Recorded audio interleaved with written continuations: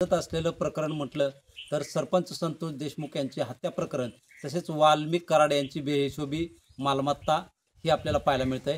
नुकतंच सोलापूर जिल्ह्यातील बार्शी तालुक्यातील शेंद्री या ठिकाणी त्यांच्या दुसऱ्या पत्नी आहेत, त्यांच्या नावावर देखील 36 एकर जमीन मिळाली होती। त्यानंतर हार्वेस्टर जे शेतकरी आहेत त्यांचे देखील पैसे घेतल्याची सध्या जोरदार चर्चा असून यावेळी या प्रकरणामध्ये जनशक्ती शेतकरी संघटनेनं आपला लढा उभारण्याचं ठरवलेलं आहे। काल नुकतंच त्यांनी याबाबत आंदोलन करण्याचा इशारा दिला होता।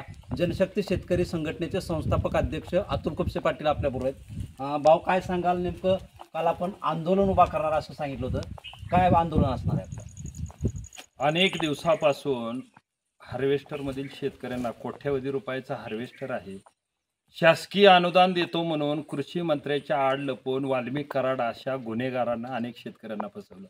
सांगली बारामतीपासून अगदी माड्यापर्यंत आमच्या शेतकरी आहेत। अनेक शेतकऱ्यांनी भेट घेतली, हार्वेस्टर घेतला शेतीला जोडधंदा असावा म्हणून, त्या ठिकाणी अनुदान मिळतंय म्हणून, पण एखाद्या कृषी मंत्र्याच्या सावलीला बसून वाल्मिक कराड सारखा जर गुन्हेगार सर्वसामान्याला फसवत असेल तर अनेक बायकांच्या नावावर वेगवेगळ्या प्रॉपर्ट्या करतो। आमच्या जिल्ह्यात बार्शी तालुक्यात त्यांची एका बायकोच्या नावावरची प्रॉपर्टी आहे असं आम्हाला समजलं। सरकारने त्वरित 7 दिवसाच्या आत ती प्रॉपर्टी, त्या प्रॉपर्ट्या बरोबर पुण्या मुंबईमधील प्रॉपर्टी त्या ठिकाणी जप्त करावे आणि पैसे द्यावे। जर दिले नाहीत तर 7 दिवसानंतर आम्ही हार्वेस्टरचे जेवढे शेतकरी आणि जेवढे हार्वेस्टर मालक आहेत त्यांना सोबत घेऊन आम्ही बार्शी तालुक्यातील जी त्यांची 35 एकर जमीन आहे त्या जमिनीवर ताबा घेऊन ताब्यात घेण्याचं काम आम्ही करू आणि ती ताब्यात घेतलेली जमीन आम्ही हार्वेस्टर मालकाला देण्याचं काम करू। यामध्ये आपण पाहतोय की हा कधी साधारण तुमचं काय आंदोलन असणार?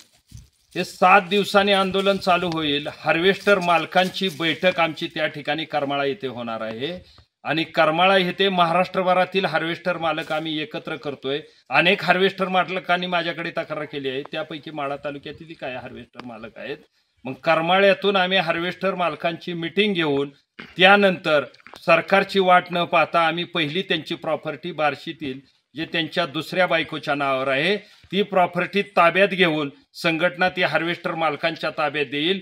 त्याच्यानंतर पुण्यात जिथं जिथं प्रॉपर्टी असेल आणि हार्वेस्टर मालकांचे पैसे पुण्यातील प्रॉपर्टीतून कमी पडले तर आम्ही बीडच्या दिशेने हार्वेस्टर मालकांना घेऊन ती प्रॉपर्टी ताब्यात घेऊन हार्वेस्टर मालकांच्या ताब्यात देण्याचं काम करू। नक्कीच आपण पाहतोय की सध्या जे हार्वेस्टर मालक शेतकरी आहेत त्यांचे जे पैसे गुंतलेले आहेत त्यासाठी जनशक्ती शेतकरी संघटना आक्रमक झाली असून येणाऱ्या 7 दिवसामध्ये शासनाने ती जमीन त्यांच्या ताब्यामध्ये घ्यावी, अन्यथा आम्ही हार्वेस्टर मालकाबरोबर संघटनेच्या माध्यमातून ही जमीन घेऊन ताब्यात घेऊन हार्वेस्टर मालकाचा पैसे देऊ असं त्यांनी यावेळी बोलताना सांगितलेलं आहे। शीतलकुमार मोठे, TV9 मराठी, करमाळा।